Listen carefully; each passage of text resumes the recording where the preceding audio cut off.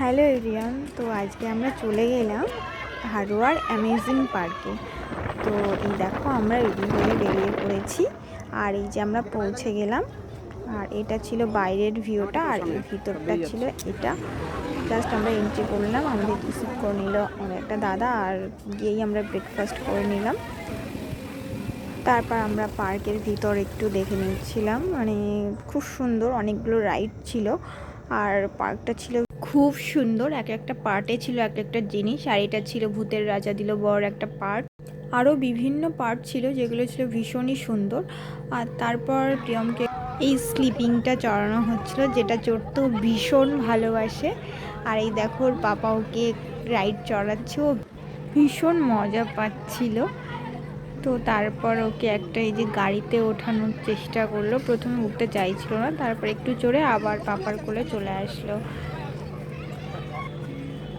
আর দিন ও দোলনা চড়তে ভীষণ ভালোবাসে, তাই আমি ওকে একটু দোলনা চড়িয়ে নিচ্ছিলাম।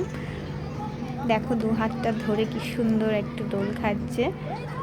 আর এগুলো ছিল মানে খুব সুন্দর পার্টগুলো ছিল, তোমরা একটু দেখে নাও। আর এটা ছিল মৎস্যকন্যা, আর এই পার্টটা ছিল জিম টাইপের, মানে প্রত্যেকটা পার্টই খুব সুন্দর।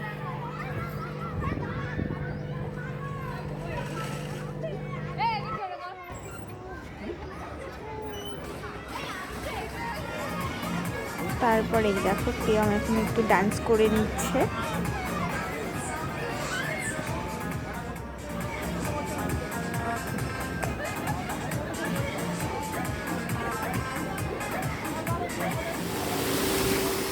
তারপর আমরা আবার একটু ঝর্ণার সাইডে চলে আসলাম, সেখানেও একটু গানে প্রিয়ম একটু ডান্স করে নিচ্ছিল।